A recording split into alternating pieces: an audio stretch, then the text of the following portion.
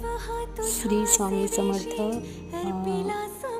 स्वामींचा एक डोळा खुला दिसतोय. भावनाताईंच्या घरचे स्वामी आहे हे. लक्षपूर्वक बघा, तुम्हाला एक डोळा जो आहे ना तो खुला दिसेल.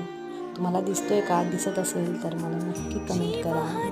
नक्की श्री स्वामी समर्थ म्हणून मला पाठवा. श्री स्वामी समर्थ.